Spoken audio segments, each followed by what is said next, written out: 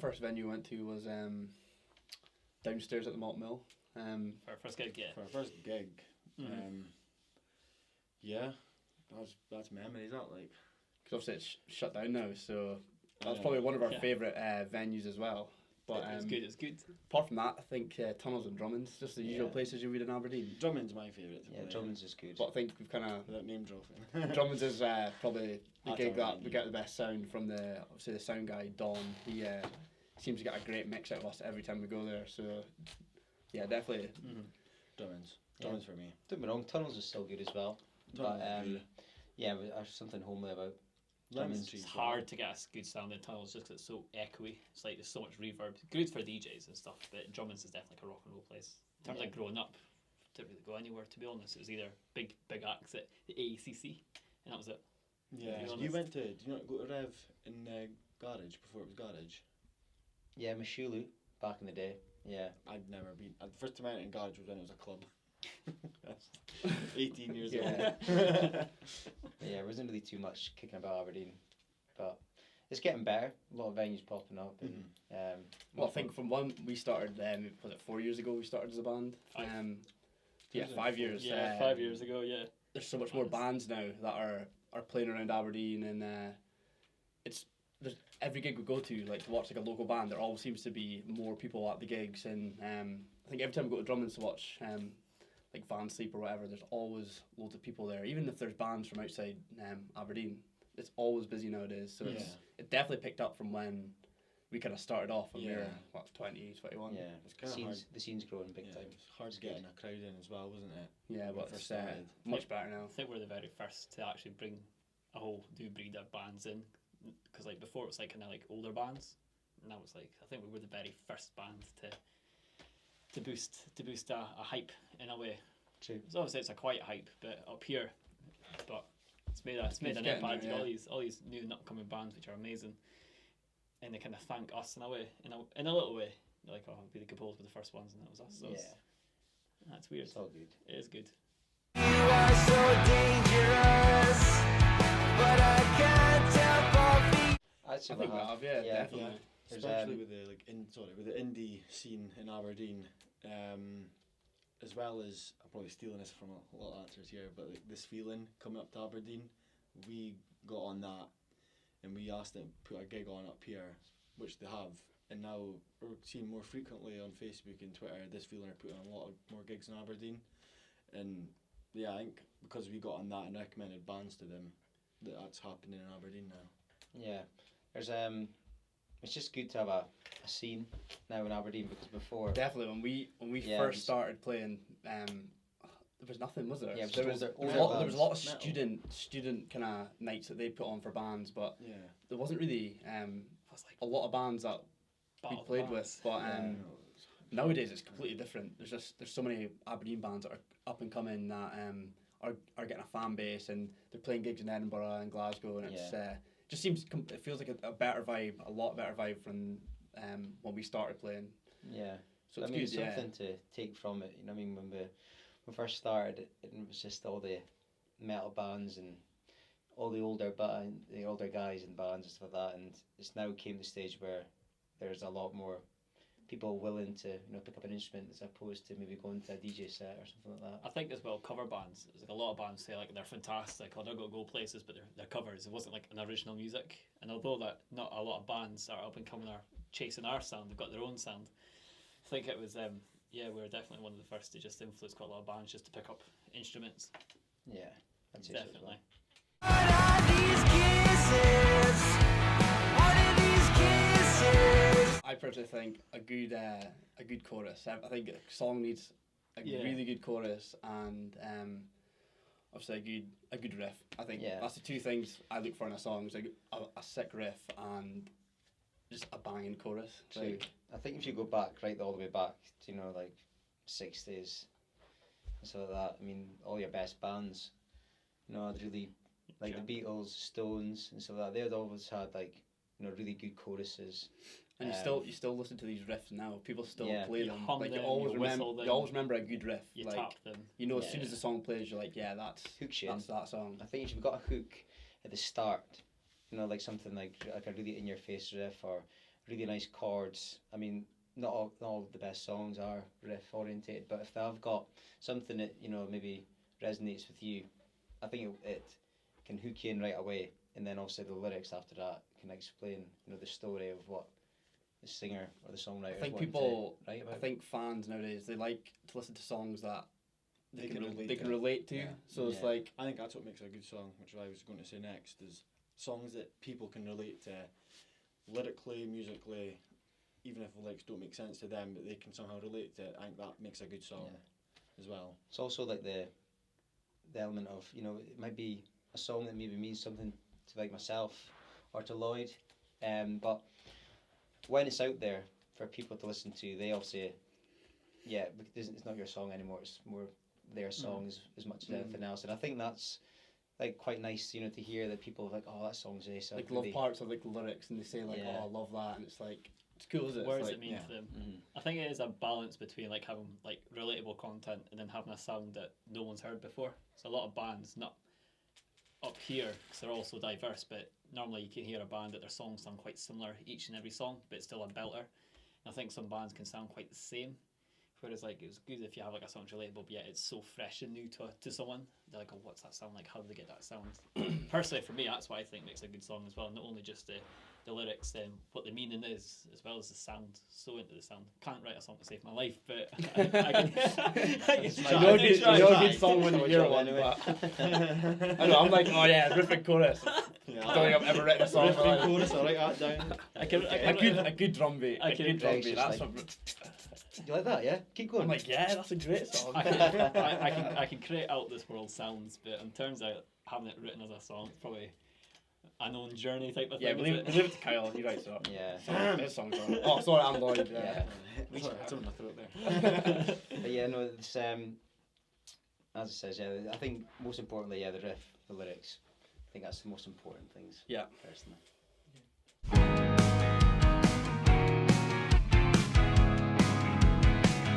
With like not a producer as such, but the people that help us record, like the D-Range here. We've got a guy called Michael who also helps us out, and I think like a different perspective of the song. Like looking like someone else listening to it for the first time might hear things that they might like to hear in the song that maybe like we've missed, and I quite like going to the studio because then you start like as it says, even me listening to it, because obviously Once you've actually Yeah, got we- it played, we perform it. yeah, We perform it, and then what we hear is what we hear. Simple as that. But when someone else hears it, or even when you hear it back, it's always quite nice. You're like, oh, that bit's, I could hear something in there, and then you maybe do something on the guitar, and then next you know it's on the track, and then I think that's quite magical in I itself think I as don't well. think there's too much that changed, but I think when we do go to the studio, there is bits that we kind of.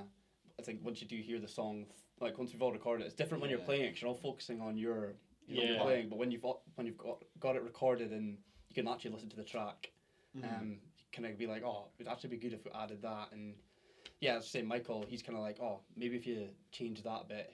Put a different chord in there for just a point of difference. And when you hear it back, you're like, why didn't we think of that? But then again, I suppose that's the beauty of going into the studio. If you've got the opportunity to go in and record, and then you actually Does hear it depend back on the things. producer as well, is it? Yeah. I think if you think a lot of bands write a song, like even famous bands, if they were to show you the song that they wrote at the start to after it's been recorded, and the producers changed parts of it. And, Tempo. Well, you were speaking about Yeah, everything, man. were you not a while ago saying, but Oasis. aye, Oasis, Yeah, well, hearing their obviously demos. they had a Rock and Roll Star, and they've got all the demos in Spotify, and the demo compared to the real tune, well, the song that's been released is completely different, and obviously they've had a producer kind of, what's the Go word, in. like, yeah, going and Doctoring it. Where it is. doctor it, yeah. So, yeah, I Just think good. it does, yeah, Tweaking going things. to actually record it can change the song quite a bit. Yeah. It is a race against time as well. When you're saying Of like, course, yeah. like when you're saying like adding in little bits, it's all like last second. When we're like, oh god, we really need to add this little bit, and you're a bit Yeah. stressful. But It's it's more good. like It's just room to breathe. the icing on top of the cake, really. Yeah. It comes down to, because it's just like, if you've got the foundations for it, and everything's, the lyrics are there, all the parts for the guitars, the bass, the drums are all there. It's just like literally finishing touches that the producer can maybe do in the studio, or even yourself, as I says, you might hear something different to what you never heard before. And I think that's quite a cool thing, when you finally feel like you finished the song, you can't do anything else to it, you don't want to do anything else to it, that's when I think it becomes complete. Yeah. even like after you've recorded the song, like we've played live before, and then we'll add in something. And we if we ever remaster, we'll put this in as well. I think you could record the song and It'll never. every time you it'll never listen be to it, you're finished. like, we'll add that, or we'll add another Yeah. guitar part, and then next you know, you're like, A prog band. what is that? Prog rock. Sounds nothing. They're like, you record it and like you play it live, like sounds nothing It's like the magic of like it. it is. So you do want to record it the way that you'd play it live. Yeah, play it live. Yeah. The angel who misbehaves, you're my Senora Grace. Yours Now Forever was about just an honest thing, really, about like committing and saying how much sort of means to you. I mean, the lyrics at the start and the verse was just something that I feel like everyone might go through. You know, when they meet someone that they maybe like a fair bit. You know, you kind of are staring at them. You know, like looking at them because you want to get to know them. And I think that's what it was all about at the start, and how they can change you as a person, like make you think of different things and stuff. And then it's just about the romance and committing to someone and just saying that like I'm yours forever basically. And It's Come like maybe a fan favorite.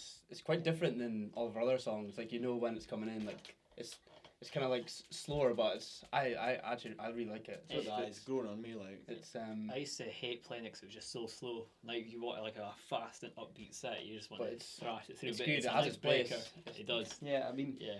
we when it was written, we've changed it a fair bit. We've changed the actual key of it.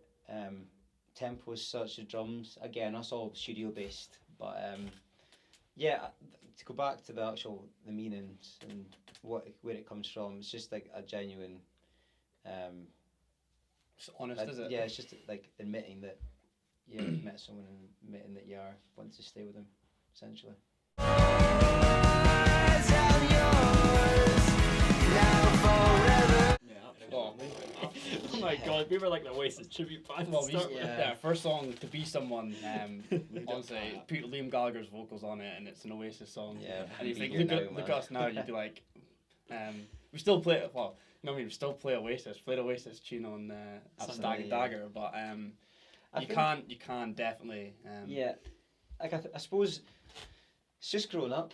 I mean, you. Maturing. Yeah, I mean, I probably speak for just me and you here, but like when we were just coming out of like school and stuff, like I do think you kind of want to still feel that kind of, you know, like unity and that kind of like what's the word I'm looking for, Like reminiscing like a in your home. You past know what I or mean? something. So I think me and Lloyd kind of slipped into a quite mod phase, you know, because we ended up, you know, like wanting to be a part of something, and we just kind of felt like that seems quite good for us. the So I think movement, the music at the yeah. start was very much quite like Oasis-y, and we kind of wanted to kind of write Yeah. stuff like Ocean Colour Scene and Oasis. I think it and helps that Stone Roses and all stuff. four of us listen to different music, and I think it's all kind of at the start. It was kind of like It's all over the shop. it's always like, but if both of you had your kind of like it was mod, and then as it's like the years gone by, it's got closer and closer to now. It's like a sound for all of us. Yeah. Like It's not mod anymore Oh, as well, obviously. could be anywhere less than your mod.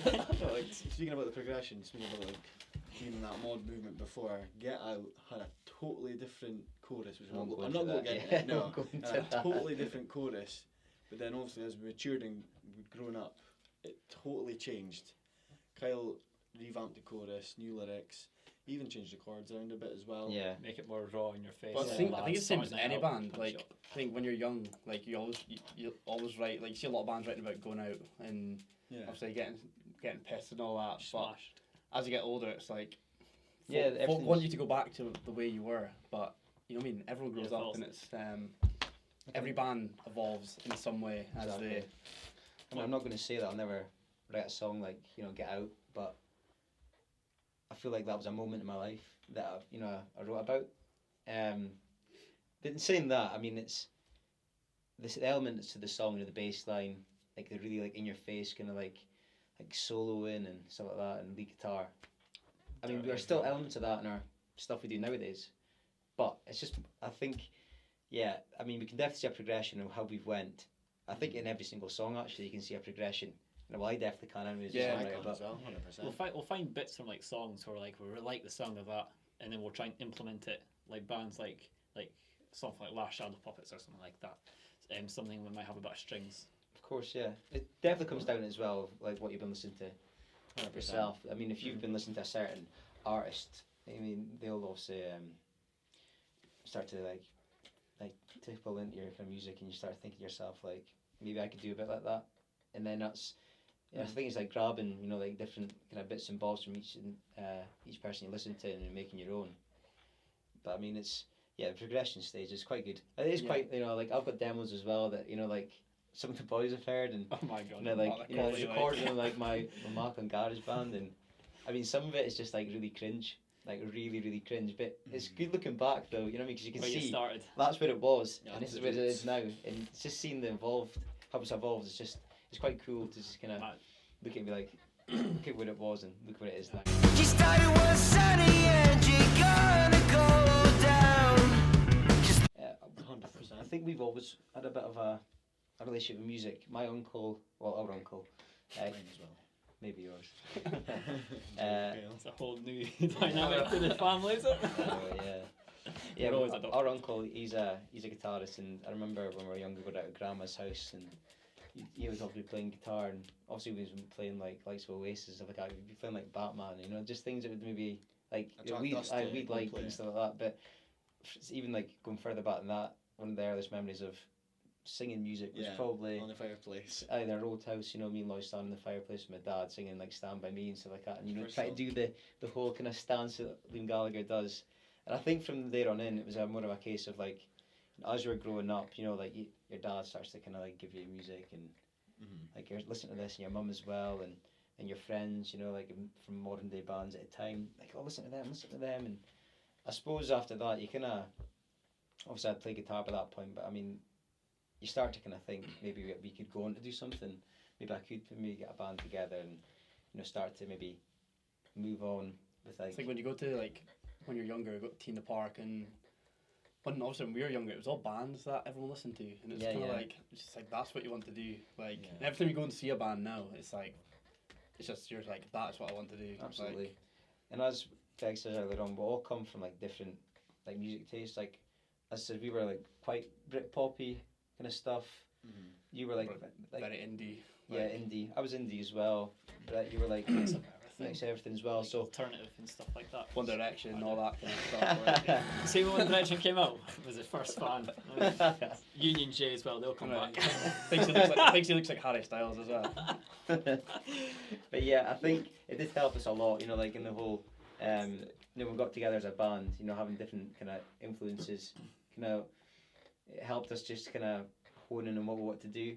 And I think like the setup we've got now is like, and how understanding we are of each other now is probably the best it's been. We keep getting stronger each kind of gig we do. So I mean, yeah, I was probably taken in by that when I was younger, and I mean I'm still trying to chase the dream. Here we are, yeah. Yeah. Was it something like at school, like teachers asked you, or like your careers advisor asked you, like, oh, what do you want to do when you're older? Now, the shock I got when I was like, I want to be in a band. And I'm like, good luck with that. You've got to be a music teacher instead. It's like, I'll prove you wrong. Never say never. Still time. I know, there's still time. There's still time. I mean, we've got plenty of life left. That we shall find that makes you wanna get out. A couple of years ago, we used to just think, oh, folk come and ask us for gigs, and we kind of realised that's not the way to go. And Yeah. if you want to get into the Glasgow music scene, it's quite hard to get into and quite hard to get like a good slot all the time. Got my chair out. Yeah, I know. as well. I'm scared. Yeah, it's quite hard to like get yourself in with. Obviously, this feeling's such a good like thing to get your music Good up, and opportunity, yeah. we've just kind of mailed and like been like, give us a slot and just like we'll show you, we'll bring fans and all that kind of stuff. And I think they've noticed the more we've kind of asked them, like pushed it, yeah. kind of pushed, like we've pushed to get gigs rather than just like kind of sit and wait for gigs. And Yeah, it's a DIY attitude. You've got to do it. I mean, you can't, as it says, you can't just wait about for things to land on your doorstep. You've got to go out and look for things. If you want, at the end of the day, if you want to go and progress as a band or as an artist, just in general, anyone, you've got to go and push yourself get yourself out there. and get yourself out there. There's no point of you just doing a gig and hoping for the best and kind of going home and waiting for someone to be like, oh, I've seen your gig, you want to have another gig here. You've kind of got to play that gig like it's the last gig you'll ever do. Well, I think the You've got to the post best about it, and then the best gigs we've we've had are because we've kind of pushed to get them, like Yeah. in Yeah. Harassing, like emailing just back. harassing and harassing Once until a folk week. are like, well, like would you rather have someone that's like shown Very that how much they want it rather than someone that's like, oh right, Yeah. they said no, we'll We ask asked once again. and that's It was yeah. like, it And was like, that's probably why I've got momentum, because I think we've had like so many Glasgow gigs recently, which maybe a year ago wouldn't believe we could have got on the Stag and Dagger, and we've got like such a good slot there, and it's kind of picking up, Yeah. and we're gonna release our new song soon, and kind of hopefully build it up the whole year and kind of see what happens. Yeah. But yeah, that's probably why it's I think as well the Scottish music scene is definitely on the up. Up and coming bands from all over Scotland as well. Like I'm not going to name names, but like you know copyright. a lot of young talents coming through. Everyone's noticing them. It's kind of like the whole of Scotland's coming together to support the Scottish bands as well. Like I think how we're getting big this year as well is getting these really good support slots from these up and coming bands too. You get people on Twitter saying like, "This has got to be a big year for you," like, and they're just a fan. And it's just like that means a lot for and all the the Scottish bands, like we're all mates. Like Yeah. we all speak to each other Yeah. on Twitter, and I think And the that banter. fans on Twitter see it, and they're kind of like, oh well, if they're mates, then maybe we should follow their band as well. And I think it all kind of comes together, and yeah, the Scottish music scene is definitely on the up, and it's hopefully it'll continue. So Yeah, I think the rest of this year, like we're coming up to like the halfway point of the year. Second half of the year, we've got like a few gigs that we're like really happy to go ahead with.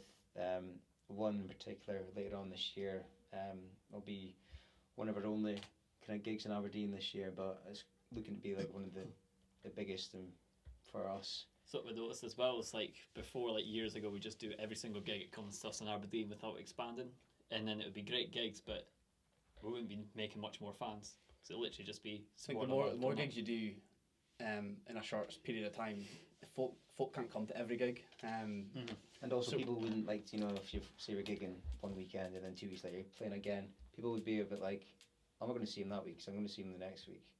But You you don't want want to, you want the one gig that yeah, you want everybody everybody comes, gig. yeah. So like, as it says, Aberdeen this year, we're just kind of like taking it easy, trying to get about around the UK probably a little bit more. But as it says, second half of the year, I think, got big things. So yeah, we'll end it on a high and then we'll start 2020. Hopefully Hopefully. festivals, Hopefully maybe, definitely. headline Glastonbury. But yeah, I'll never say never. yeah, just getting about the gigs, hopefully nationwide. Can't imagine. I knew for a fact that we will probably get festival gigs this year. So there's a lot of bands getting it, but our time will come next year. Definitely, Yeah, still plenty of time. playtime until we turn into old men. yeah. They can say at the end. And Thank you very much. Yeah, Yeah, pleasure. Yeah. Cheers, man.